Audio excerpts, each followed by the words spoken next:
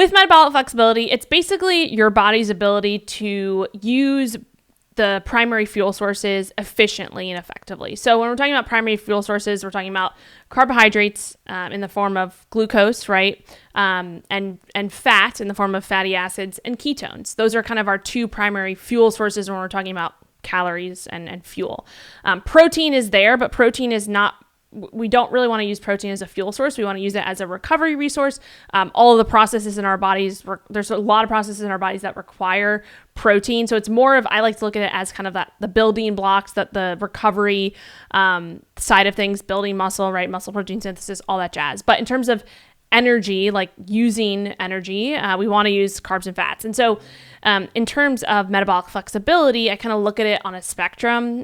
There's people who are, very high carb. We call them, sugar burners, or you use that term where you're a sugar burner, where it's basically you're kind of running off sugar, glucose all the time. Your body is not very efficient at tapping into its body fat to be used for fuel. So, sometimes I like to reframe the way I say that, though, because it can get a little bit like people can take it literally.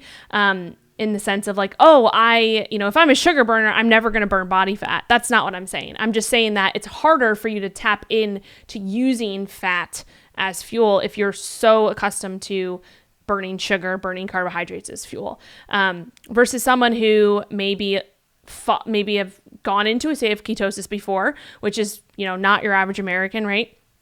Their body is more primed to use fat as fuel because their body can recognize that source. They can recognize the ketones, right? Most people in kind of the general, like if we're talking general American diet, standard American diet, they haven't used ketones for fuel since they were a baby, right?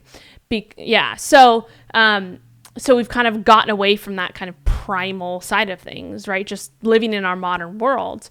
And so going through a period of ketosis, really just kind of maybe going through maybe you don't even have to follow a ketogenic diet. Maybe you just implement some fasting here and there, or maybe you go into a little bit of a lower carb diet, and you just kind of try those things out. That can basically prime your body to recognize fat and ketones as a fuel source so that you can efficiently kind of go back and forth and use those things when it's warranted. So, if you're sitting at your desk all day and you're just doing low activity, literally sitting at your desk doing nothing, working on your computer, you should be using fat and ketones as your primary fuel source, right? If you are out, sprinting, or you're in the gym lifting weights, like carbohydrates and glucose, that's probably going to be the primary fuel source that you want to use, right?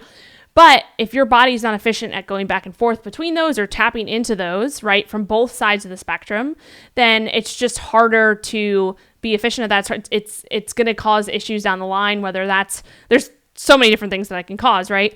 So that's where the metabolic flexibility side comes into it, because we have people who are sugar burners, like way on that side of the spectrum, and then we have people who are actually way on the side of the spectrum of fat burners, where they've gone keto, but they've stayed there for like a long time. And so their body has basically down-regulated the machinery to process carbohydrates efficiently, whether that's from just digestive enzymes or just not being used to them and things like that. So that's where the metabolic flexibility side of things comes in, because that's where you can kind of be in the middle and still kind of train your body to use these different fuel sources, but do it in a way that it recognizes them at different times when it's warranted. So that's kind of the gist of metabolic flexibility, is just being able to efficiently switch back and forth between them at the specific times that they should be used.